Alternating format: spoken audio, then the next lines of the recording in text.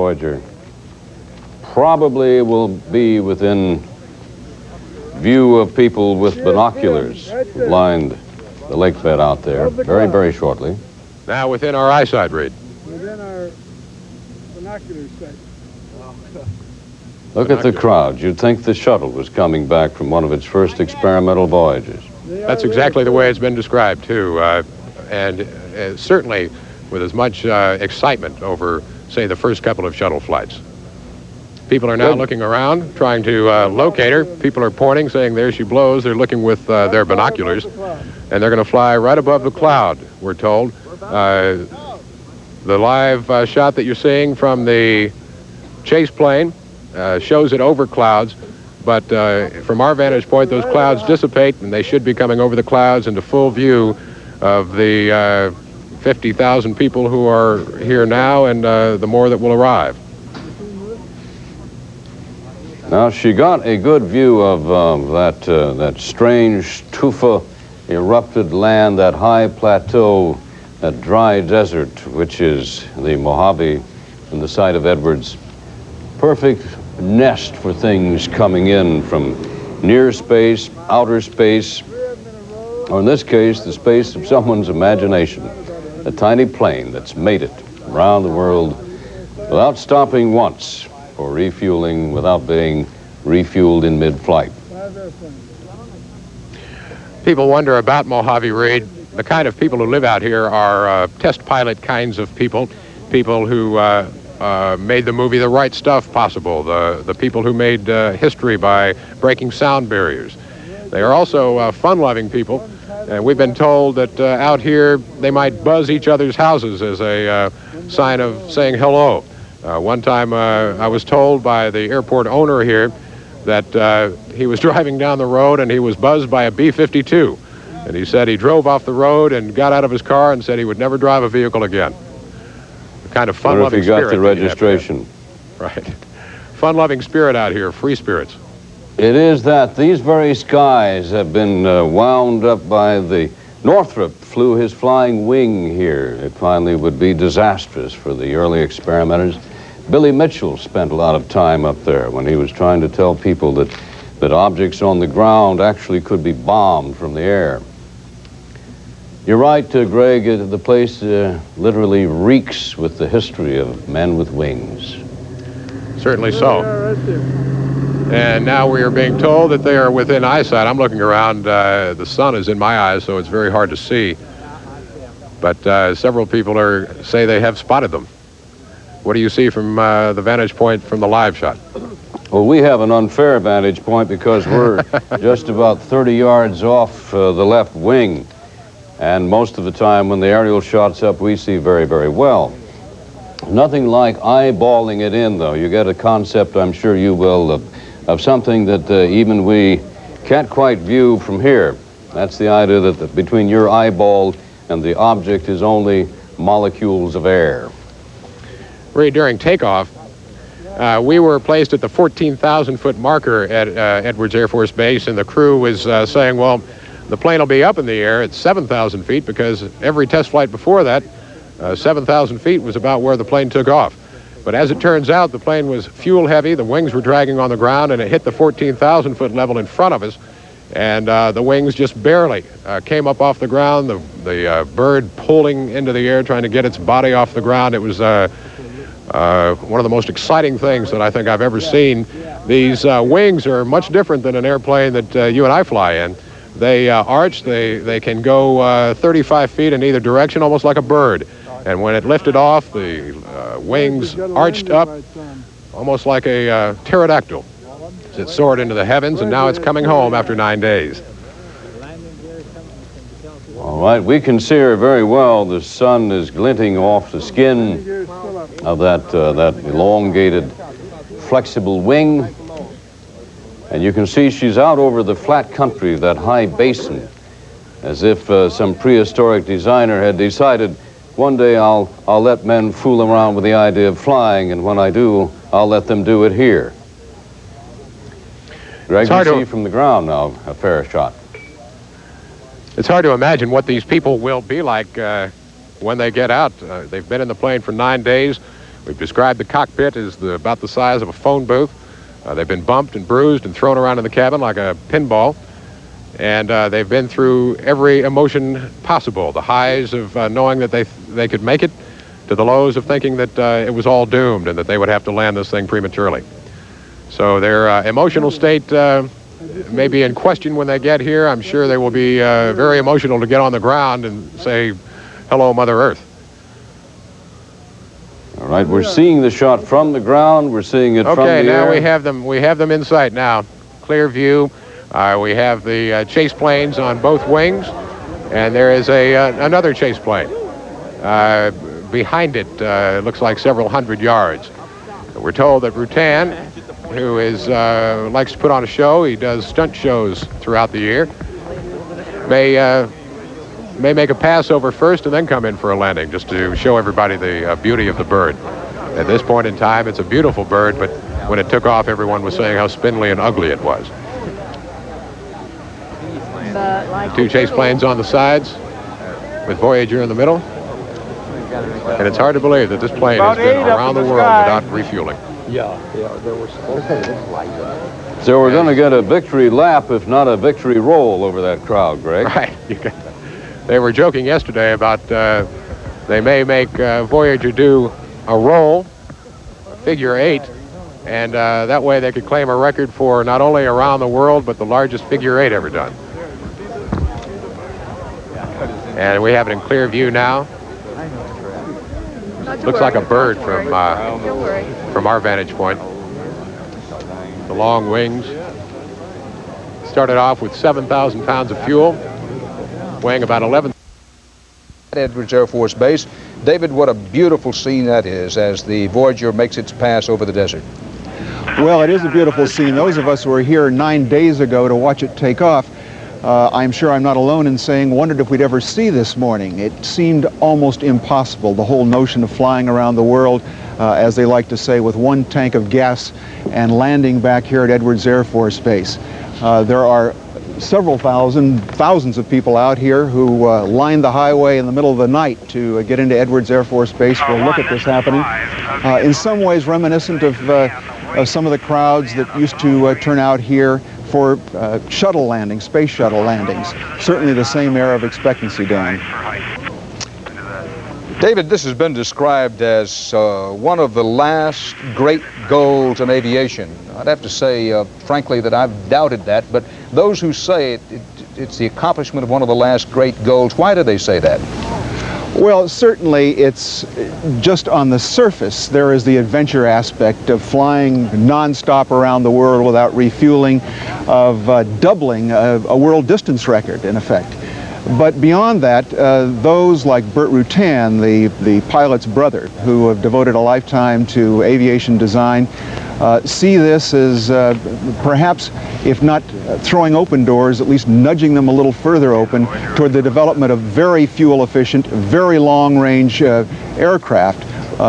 See potential cargo and military applications for aircraft built of the same kind of composite materials, very lightweight, tough composite materials that Voyager is.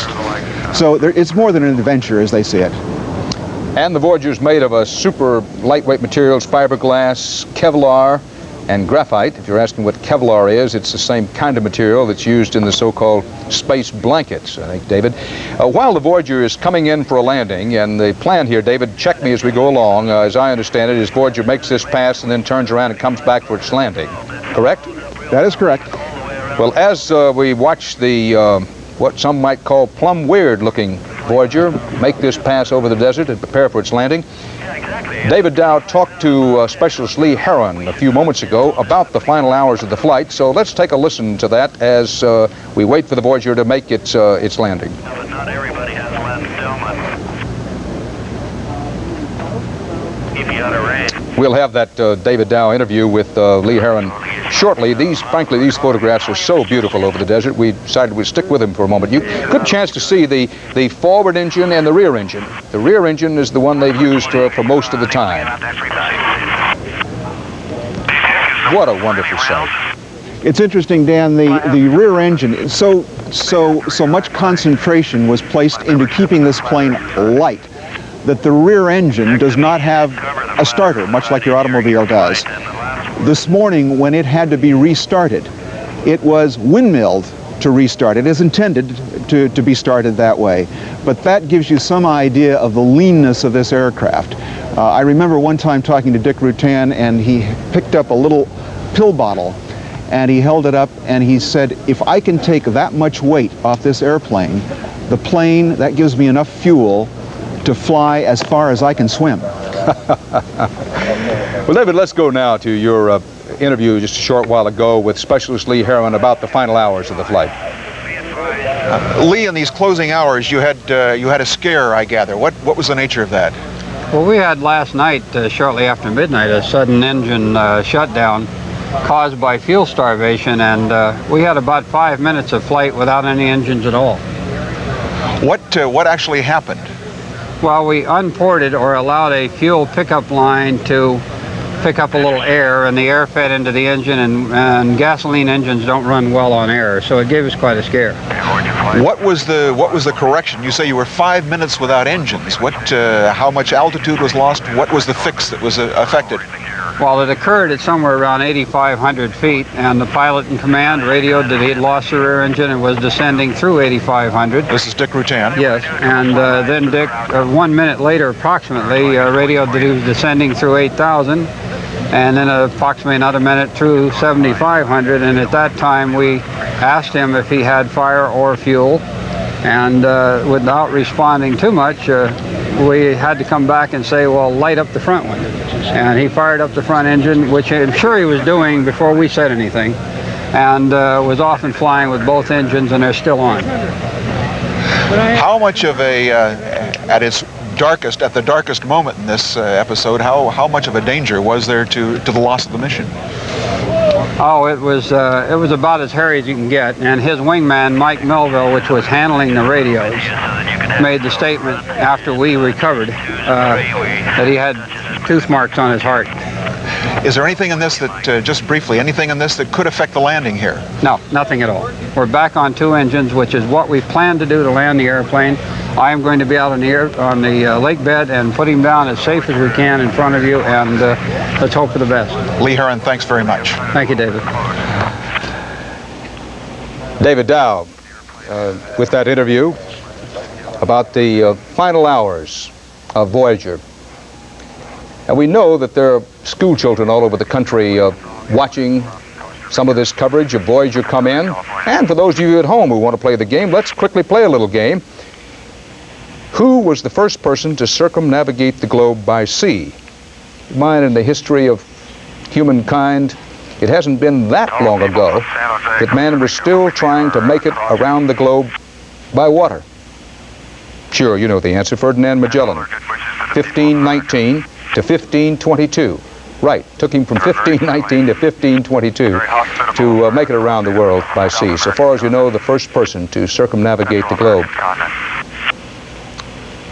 And who and when was the first successful around-the-world flight? In the history of humankind, the history of flight is barely a fleck, just less than a century old. Well, the first successful round-the-world flight, remember it wasn't non-stop, and it certainly wasn't non-stop without refueling, was accomplished by Douglas DWC, Douglas World Cruiser, between the 6th of April and the 28th of September, 1924. And photo plan suggests you move well out of the way. Major Frederick Martin was the flight commander. So it wasn't in 1924 that man was able to fly around the world at all. We're not talking non-stop, and we're not talking about setting any records for flying around without refueling. But David Dow at Edwards Air Force Base in California, this mission has been a wing and a prayer mission since it began. We said last night that they were out there on sort of a wing and a dream, weren't they? Well, I suppose it was a wing and a dream. It's a dream, Dan, that began many years ago in what in many ways would be a very unorthodox way. Earlier we took a look at that whole dream and how it came to fruition. In appearance, it has been compared to birds and insects. In fact, it is the ultimate in specialization.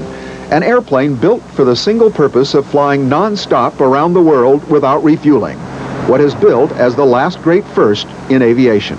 It's a milestone of flight that in every way is equivalent to the Wrights or Lindbergh or Chuck Yeager's or the space program. It's the pinnacle. It's the top. It's the Olympics. Dick Rutan is a decorated combat pilot. Though less experienced, co-pilot Gina Yeager also holds some flight records. Their global odyssey fulfills a dream that began 6 years ago, when Rutan's designer brother convinced them over lunch that it was possible. As he drew this airplane on his napkin, I could see that he was serious. And then all of a sudden, it was gripping me, and I knew from that instant on that we were going to do this thing or die trying. It has been a flight mostly over water, more than 25,000 miles across the Pacific and Indian Oceans, over the heart of Africa, then home across the Atlantic and Caribbean. Day after day in a tiny cabin barely large enough, as Rutan once noted, for one to sleep while the other flies. It's not impossible to change positions, but it's so damn close that it'd water your eyes. The crew prepared for global flight with a closed course endurance record, 4.5 days, 11,600 miles. We were able to adapt. The mind was able to overcome the body's discomforts. In large measure, the world mission in a plane built of light, tough graphite composites was an effort to push back some technological barriers.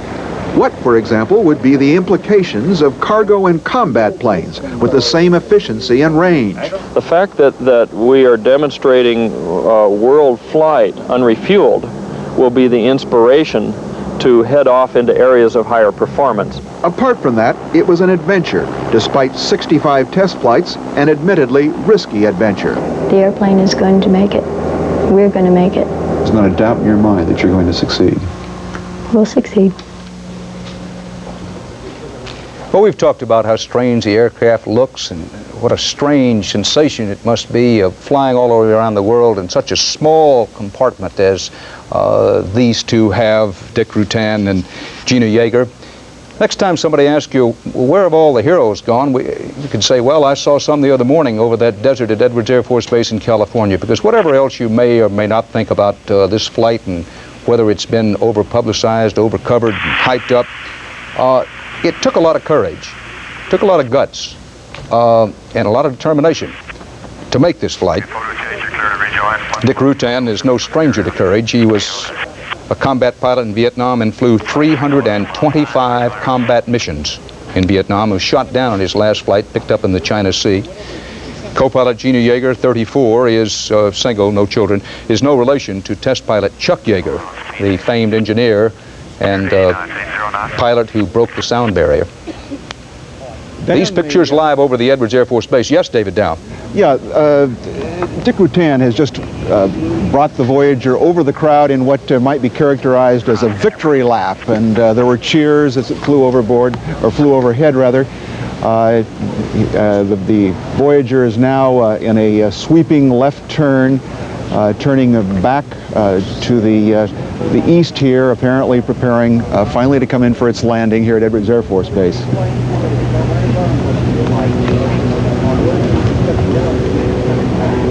Now flying by a beautiful layer of clouds way off to the south, the southeast. David, you mentioned earlier, and those who have followed the space program know that, ironically, and we should say with a note of sadness, that amid the mostly blue skies landing today, that pilots Gina Yeager and Dick Rutan will be touching down on the desert runway that's been designated for the now grounded space shuttle to land.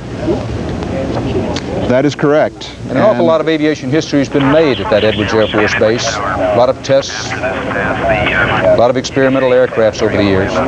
Of course, you mentioned Chuck Yeager a moment ago. Most of Chuck Yeager's feats, and there were many, were right here at Edwards Air Force Base. Actually, just many of them launched just a few miles from where we're sitting right here. This is a place of aviation firsts, aviation history, as you say. I can't help thinking, you mentioned the space shuttle landings, what a contrast in some ways this landing will be to the shuttle in terms of at least the mechanics of it. I remember almost as a cliche, we used to describe the steepness of the descent of the shuttles. This will be a very shallow, slow, gradual descent. In effect, Rutan will almost have to fight this very high-lift, glider-like aircraft into the ground to make it land. And David, when we talk about the sadness, and there is some about the quite a bit about the space shuttle being grounded. No one doubts we'll be up there and back there out into space again fairly soon. Nobody doubts it. This is a space voyaging nation. Least of all, Dan, the people here, you can't help noticing it's so conspicuous. Just a few hundred yards from where I'm sitting is the 747 piggyback plane, which used to carry shuttles after they landed here back to the Cape to be refitted, to be prepared for additional flights. So it's all in place here whenever it gets going again. Live pictures of the Voyager about to land in California on the desert airstrip that is Edwards Air Force Base after a world record non-stop around the world flight without refueling. First time in history that that has occurred. David, it's a reminder that America's place in history, you say, well, 2,000, 3,000, 4,000 years from now when somebody starts considering what the country was about, particularly in the early centuries, I suppose they'll among the things they'll say, well, it was a space voyaging nation. It led in flight, manned flight, even before going into space. Our roadway system will be a marvel. Maybe the telephone system. Anything else come to mind?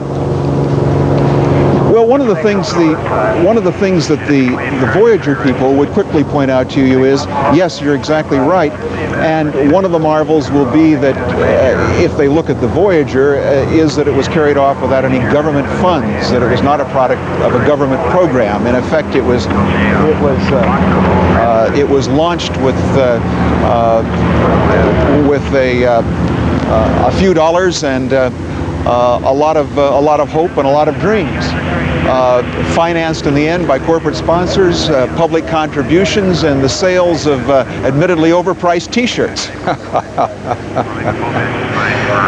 Well, David, we had mentioned earlier the first around-the-world circumnavigation of the globe by Magellan. The first around-the-world non-stop airplane flight was that B-50 Super Fortress in 1949. Wiley Post made the first solo flight around the world in that Lockheed Vega monoplane out of Oklahoma called the Winnie Mae. That took off from Bennett Field here in New York.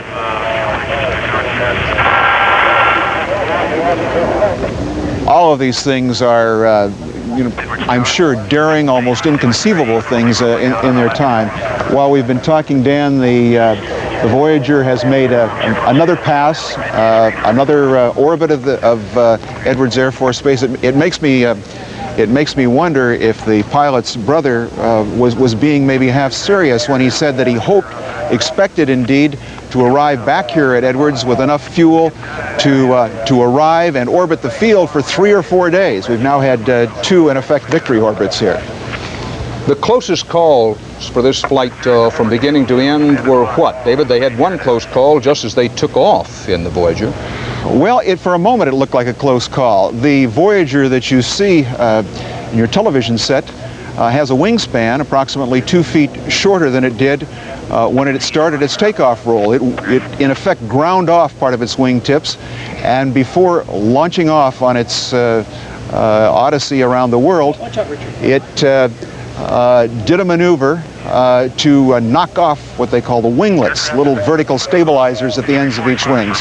That in effect knocked off a foot off the end of each wing. That was travail number 1. Several times during the course of this, they have flown through extreme turbulence, been knocked about. We've been told that Gina Yeager has been battered and bruised and in effect beat up as the plane has been tossed about by storms and turbulence. We should point out that the compartment behind the cockpit where the person who is not flying lies, there's no room to stand up obviously, does not have the normal heavyweight restraints that, for instance, a military helicopter or any other aircraft would have. So they've been very vulnerable to being battered about in that cockpit. David, I can't remember anyone being cooped up in such a small space for such a long time on any experiment like this ever. Does anything come to mind that even approaches it? Well, certainly some of the very early space missions involved people being cooped up. I can't remember any of them that went this long, cooped up in this tight an area. Certainly no two people being cooped up. No two people, that's correct. It certainly rivals anything that the space program inflicted on its astronaut crews. And now the landing gear goes down on the Voyager. Great front shot, or at least one of the landing gears down. Now, could that be trouble, David? If it does, there's no indication that it does. Well, clearly it's not designed, strange and weird as it isn't designed to land on one landing gear.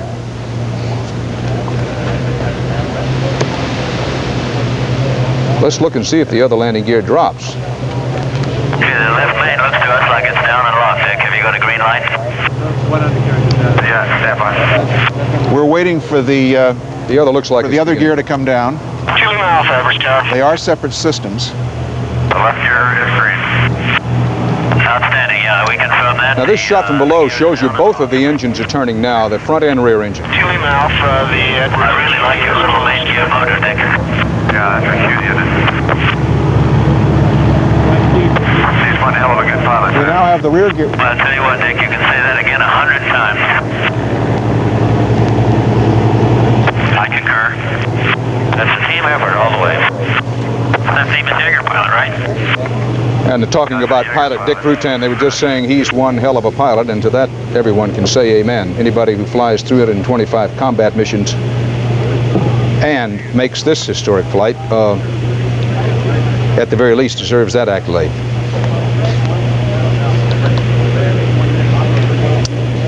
So far as we know, no difficulty developing with the other landing gear. As David Dow points out, there are separate systems on these landing gear, and so you have one landing gear down, the other not yet down, and to repeat for emphasis, so far as we know, it doesn't indicate trouble because the other landing gear is not down yet. Any indication why that gear is not down?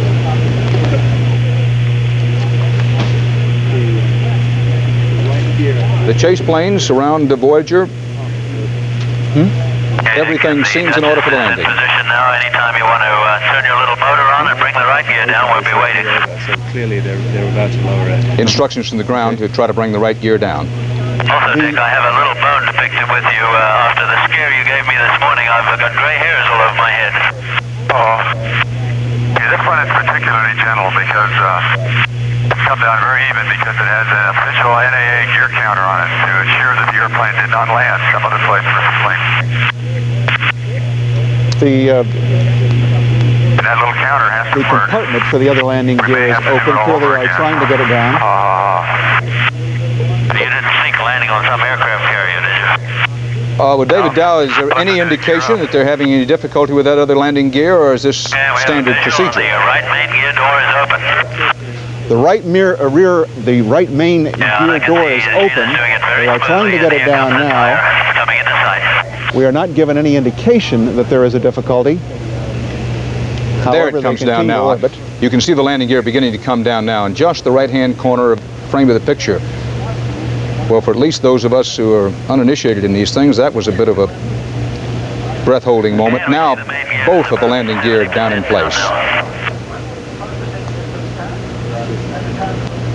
You could see that second gear, the right-hand gear, come down. So now all seems to be in order for Voyager. As you can see, is it from this shot, both the landing gear down. You see how thin, how frail it is. One is reminded of that old sailor's admonition of how unforgiving the sea is, and the aviators come back. Yes, the sea is unforgiving, but the air is even more unforgiving. Okay, Dick, we confirm that. We saw it go over center. And to fly this fragile contraption around the world non-stop without refueling, dodging typhoons over the Pacific, among other things, we're reminded of just how unforgiving the air can be and how dangerous it can be up there, even with the latest technology, some of which is represented by this aircraft. We're now waiting, Dan, for the nose gear to come down. The plane is passing directly over the lake bed again while we wait for that to happen. This is, you mentioned the scare that caused. This is, to put it mildly, in almost every way you can think of, an unconventional aircraft in terms of the action of the gear.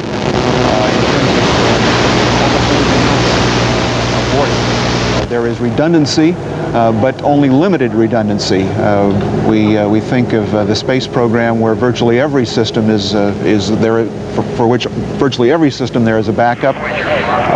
The redundancy on this aircraft was done with great selectivity because the effort in all cases was to keep the weight down. David, I was thinking about, well, they've spent how many hours aloft in this aircraft? Well, they spent in excess of 200. It is about, I was doing a little math on this, it is about 220 some odd hours aloft, averaging somewhere around just under 120 miles an hour, going just over 25,000 miles around the Earth. David, I noticed the front landing gear is now down, the tricycle landing gear, left, right, and front, now all seems to be down and in order. I can remember what a, quote, breakthrough, unquote, tricycle landing gear was supposed to be. Seems to be along about the time of the P-38 during World War II. We all thought, boy, oh boy, that's really some breakthrough to have a tricycle landing gear. And at some of the airports around this country, you still find some grizzled veterans who insist the only true flying is tail dragger flying. Okay, brilliant. I'm going to change to. Well, from the book of Job, it was written, yea, he did fly upon the wings of the wind. And with much more than with most aircraft, this one did fly on the wings of the wind, didn't it, David? The power was so small and low to cut down on fuel consumption. Certainly, one of the marvels, one of the meteorological marvels of this flight is that almost all the way around the world, meteorologists managed to keep it in tailwinds, so that it had to produce a minimum of its own power, and nature produced the rest. Conversely, perhaps the greatest challenge of this was dodging weather, dodging adverse weather. This was a flight truly at the mercy of nature. And everyone around here will tell you that to engineers, keeping engines running for over 200 hours straight is not nearly the marvel that dodging weather all the way around the weather and all the way around the world and making that weather work for you is.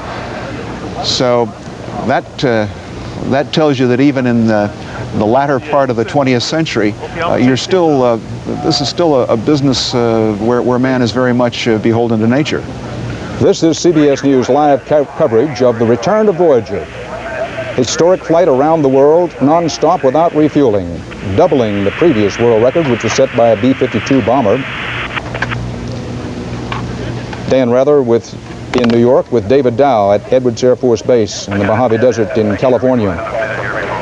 The landing gear is down, the tricycle landing gear, and this ultra-light, two-engine but minimally powered sort of flying fuel tank with pilot Dick Rutan and co-pilot Gina Yeager aboard is circling the long, easy-to-land-on airstrip at Edwards Air Force Base and coming in for its landing. Dan, at this stage, we are just seconds short of precisely 9 days since Voyager took off here at Edwards Air Force Base. Another airfield a few miles from this one, but here at this same Air Force Base. Get the picture, if you will. These two people, Dick Rutan and Gina Yeager, have been cooped up in the cockpit, if you want to call it that, something about the size of your average telephone booth for more than 200 hours. 9 days. David, do we know if it took along any reading material? If they did, they probably didn't have time to read it. Most of the time we were being told that they were extremely busy keeping data, reporting data. Often communications became very labored, where instructions had to be repeated 3 and 4 times, where numbers had to be repeated to mission control at nearby here at Mojave, California, several times. There was just an awful lot of work involved in this whole flight. So I doubt that if there was any pleasurable reading material that was taken along, I doubt that they got past the first or second chapter. David, you mentioned the mission control, and those who have seen it know that the mission control for this flight is not to be confused with the kind of mission control NASA has for the great space flights. Mission control for this was basically what we used to call a house trailer is now called euphemistically a mobile home, wasn't it?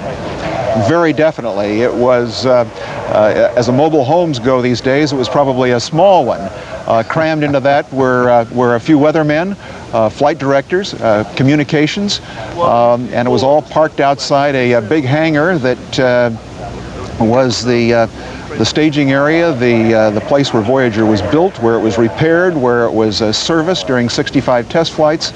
The language is that of the space program. The scale is much, much smaller. Only 4 people on the entire Voyager staff are paid staffers. The rest are volunteers or part-timers. That gives you some idea of the kind of fly by the seat of your pants operation this was over 6 years of development and test flights, and finally what we see today. I think he's landed. He's awful low. David, you may be familiar with that wonderful Burstyn book called The Discoverers, which is the history of man as a discoverer and as an explorer and adventurer. It strikes me that somebody says, well, why are you covering this thing live on CBS News and television this morning as we see the Voyager come in for its final approach? But one of the reasons is that we are, and I think rightly all of us, interested in the discoverers, the explorers, and the adventurers, 2 of whom were aboard this Voyager as it comes in now at Edwards Air Force Base. Dick Rutan, the pilot, and his co-pilot, Gina Yeager. Gina Yeager, in the great tradition of women aviators. Quick now, who was the first woman to first fly around the world? No, it was not Amelia Earhart. She tried it. She was the first woman. Amelia Earhart was to fly solo across the Atlantic. She did that in 1932, but the first woman to fly around the world was Jerry Mock in 1964. We're talking about flying around the world solo. Dan? Yes. Voyager is now on final approach here on the lake bed, coming in toward its landing. A chase plane just above and ahead of it. 2 stay on down. All the gear down. 30 feet. I can go over if you want. Low and slow. 10 feet, 6 feet, 3 feet, 2 feet, 1 foot. And touchdown.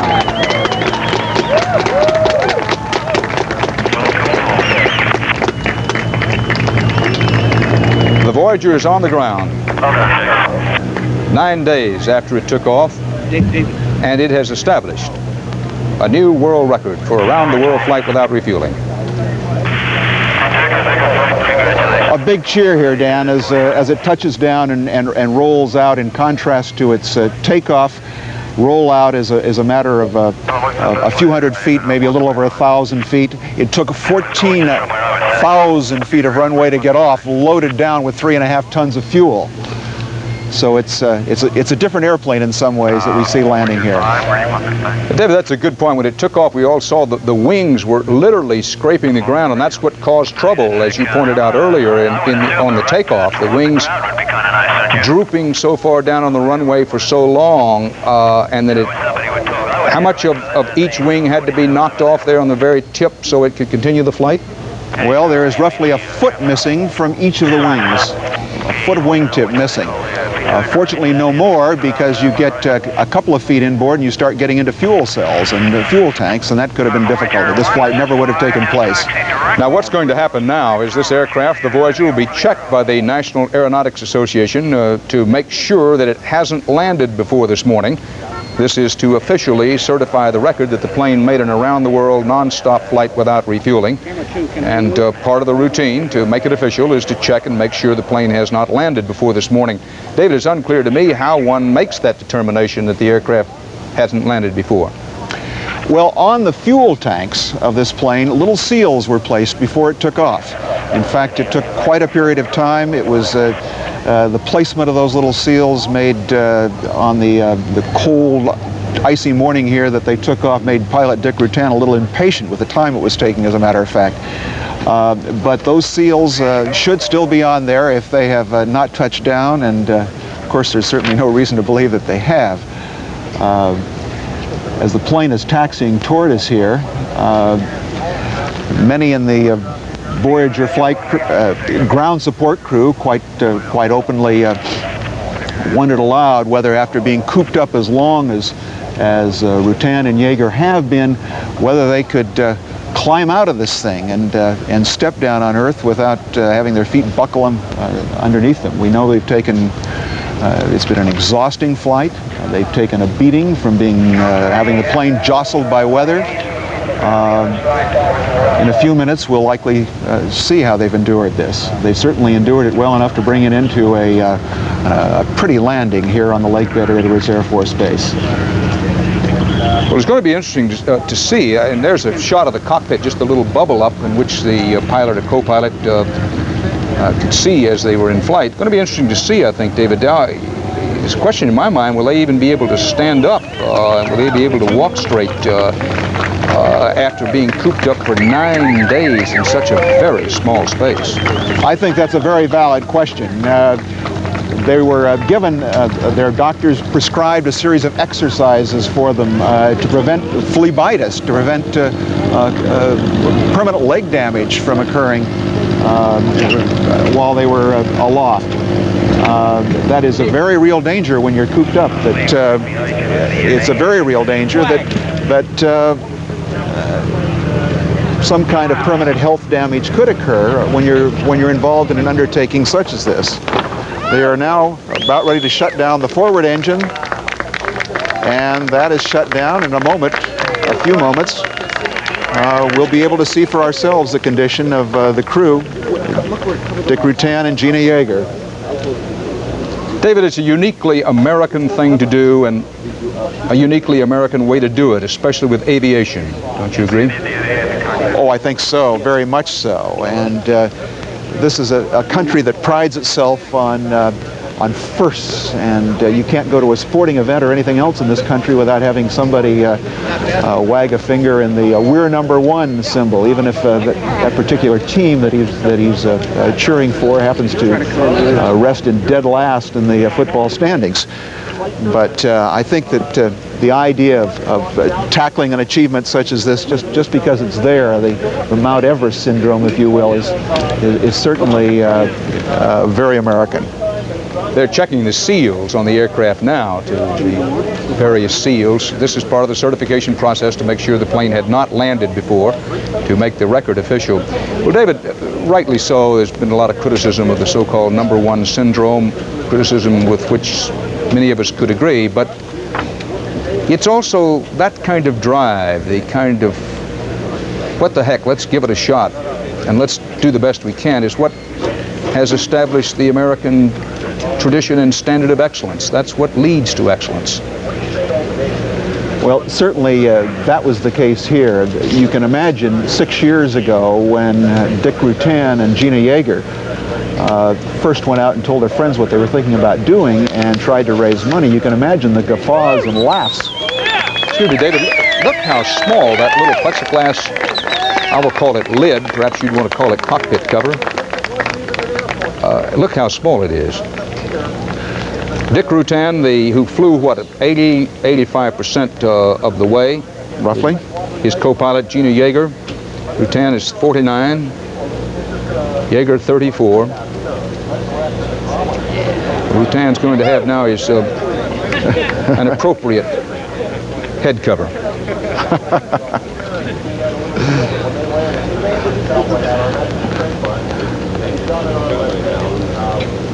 And behind him, we say behind him, in the little kind of rabbit hutch where one has to be in a prone position, is Gina Yeager. She'll be coming out second since Dick Rutan landed the aircraft.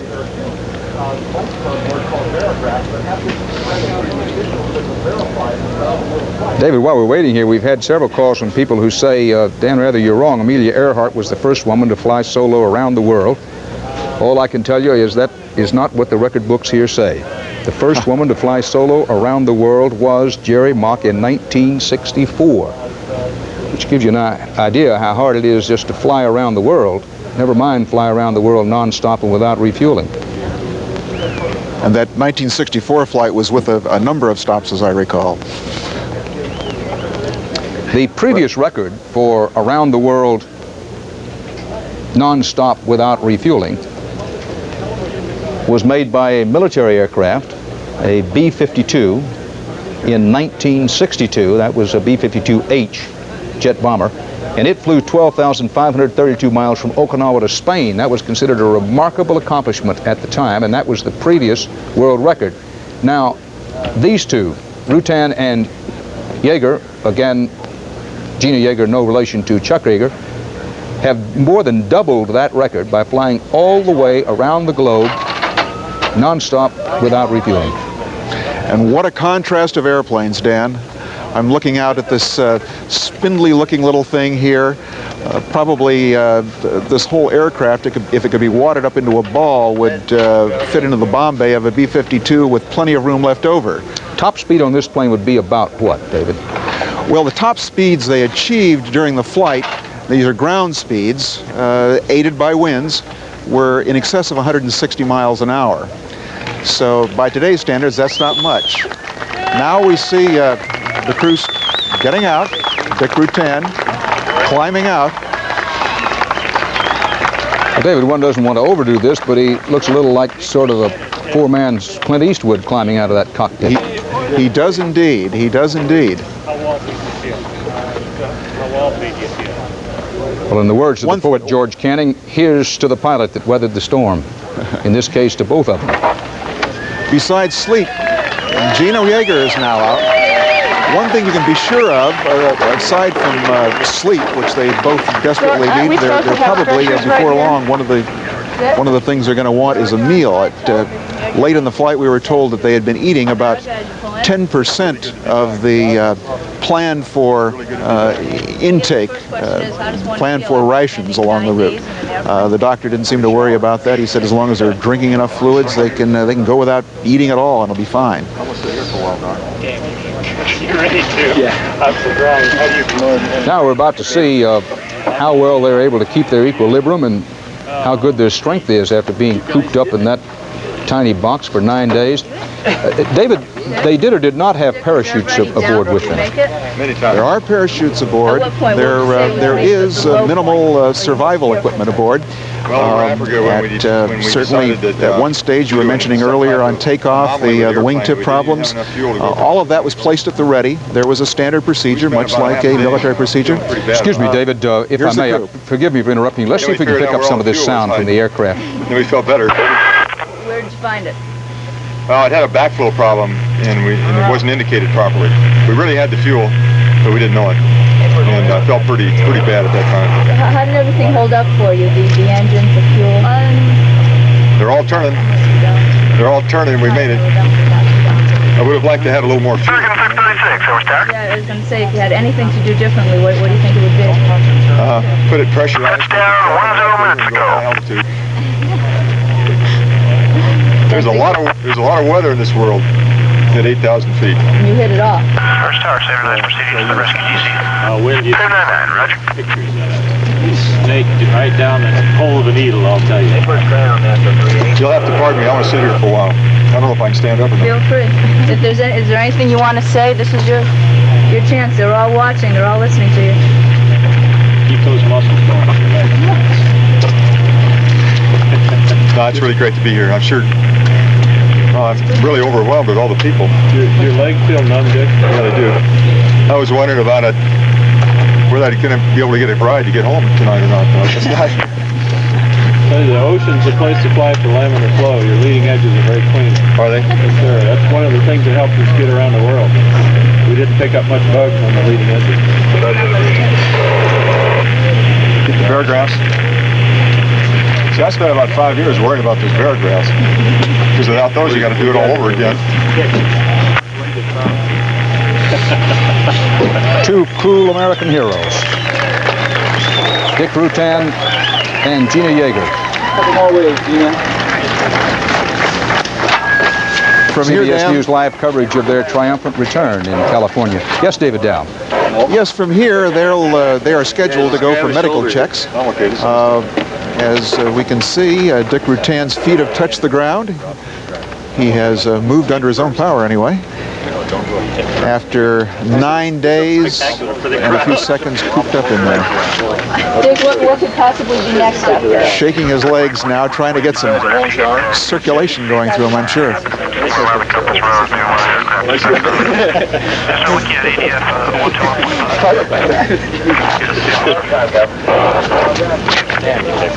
David, this aircraft looks even more fragile on the ground than it did in flight. You see how thin, how light, how really weak the structure of this aircraft is. Take away the engines, take away the crew, take away the gas, and you've got less than a ton out there in structure. That is almost inconceivable. That's an ultralight. That's half the weight of a compact automobile. That's the brother who designed the aircraft with Dick Rutan now, the pilot. I know it was going to be 6 years. I don't know if it was What was the high point? And David, when they hit that big typhoon in the Pacific and had to go around it, and there was that violent turbulence over Africa, one can only imagine what was going through their minds. That's what 3 people can do, right? You betcha. One of the things that apparently was going through Dick Rutan's mind as they finally cleared that turbulence over Africa was, I never want to go back to Africa. Yeah, I guess so. It was a ride that saw this, as you mentioned, fragile-looking airplane, actually not so fragile, but fragile-looking, ascend to an excess of 20,000 feet. This is a plane that was meant to cruise at somewhere between 8,000 and 10,000 feet. But to climb over, around, and in some cases through turbulence and storms as they crossed the belt of Africa. Well, that's a reminder, isn't it, David, that good airplanes, like good people, they bend a lot, but they don't break. And this one didn't break, having the fiberglass, Kevlar, and graphite that make up this plane. Beautiful shot there. Oh, yes. Gina Yeager. We did it. And she, if anything, David, those of us, well, anybody who knows women knows that they frequently have a tremendous inner strength. She looks to be moving around in somewhat stronger fashion than pilot Dick Rutan. She looks fair to say she's 34 and he's 49. Well, she looks very good. Particularly, those of us remember this past summer, they set another endurance record, a closed course endurance record, 4.5 days, in excess of 11,000 miles. She allowed herself to get quite dehydrated, and shortly after landing actually fainted. But she doesn't look like she's going to faint today. She looks very strong, as you mentioned, particularly for a person who has been really battered around in that cockpit. We were hearing that day after day after day as the Voyager flew through the turbulence, as you mentioned, of Africa, some unexpected turbulence approaching Brazil, out over the mid-Atlantic, and then some subsequent to that as well. So, Dan Rather with David Dow for CBS News. This has been our live coverage of the return to Voyager. Around the world non-stop and without refueling. O human race born to fly upward, said Dante, and the Voyager flew upward for 9 days. Now back home safely. We'll see you tonight on the CBS Evening News. Keep referring to as a bathtub-sized cockpit. Just the two of them. Terribly close proximity under very difficult conditions. Can you liken this to anything else that we're more familiar with? Well, I think it's difficult to liken it to anything else today. You know, we have people in submarines, people living undersea in oil well situations in the Antarctica, but they all have more space than that. I think there's one thing that shouldn't be ignored here is that you had a co-ed couple up there, which may have made it a little easier to tolerate. I'm not sure it would have been quite as easy to tolerate if there had been 2 men, for instance, flying that airplane. I was wondering if just the reverse might not be true. You say no. Can you elaborate on that a little? Well, it's interesting in looking at some of the Soviet experience in space. They've often commented sometimes that the mood mellows a bit and things get easier along when you have a co-ed crew. And I've heard talk from some of our astronauts of the same kind of thing. So it's an area that's interesting, and they've known each other for a long time. They prepared together for this trip for a long time, and I think there are pros and cons either way. They are also personally close, are they not? They are, yes they are. How did you advise them, Dr. Graber? You advised them some time before they began their flight. In fact, even as they began their training. How could you advise them how to prepare for this? Well, we advised them, as I said, 2 years ago, and I'm sure there are many other advisors as well, but one of the things we did suggest, despite the meteorological conditions, was that they should go in a westward direction. So they would continually be lengthening their day, which is more advantageous to the body clock as opposed to going eastward. They were concerned about, I guess you could call it prop lag in this case, as opposed to jet lag. And the other issue is about how long they should get rest. We said they should try to get at least, if they could at a time, maybe 6 hours sleep. I think the turbulence made that very difficult. And the other concern was about hydration and nutrition, of course, but I'm sure that the team flight surgeon was particularly involved in that aspect. We had an incident earlier in the flight after about between 2 and 3 days into the flight, Dr. Graber, where Dick Rutan was reported unwilling to give up the controls, even though he'd had only about 3 hours sleep in something like 60 hours. Did you hear that at the time, and what did you think of it when you heard it? Well, I heard it at the time. I think that's a combination of the sleep deficit that he had and his concern about the safety of the aircraft. It's interesting that 2 years ago we discussed this mission. Dick was very concerned about the fatigue side and how it might affect his behavior. He had commented on an earlier record-breaking solo mission about 3 or 4 years ago, where he actually got so tired about 1 o'clock in the morning on the second night that he saw the spaceship pull up and the little green men walking on his wing. He was very concerned about hallucinating. So I'm quite surprised that he stayed in the seat, but I think he got so involved in what he was doing and concerned for the safety that that overrode what logic would prevail. You were not chagrined then by anything you saw or heard there? Well, I was a bit chagrined, and I think it took an amazing effort to get him out of that seat. It's a warning to a lot of people. When you get that tired, sometimes you don't listen to reason. Finally, he did get out, and I'm glad he did. He needed the rest. All right, thanks for talking with us, Dr. Graber. Curtis Graber, aviation psychologist at the Ames Research Center in California. We're going to switch now to Reed Collins in Washington. Reed. Thank you, Bob. As we watch Mr. Rutan being coaxed into his little ambulance for the ride back and the physical post-flight checkup that he and Gina Yeager are going to have prior to their news conference, which, by the way, CNN will be carrying live. We'd like to complete the sort of wrap-up of the day of the 9 days with John Pike.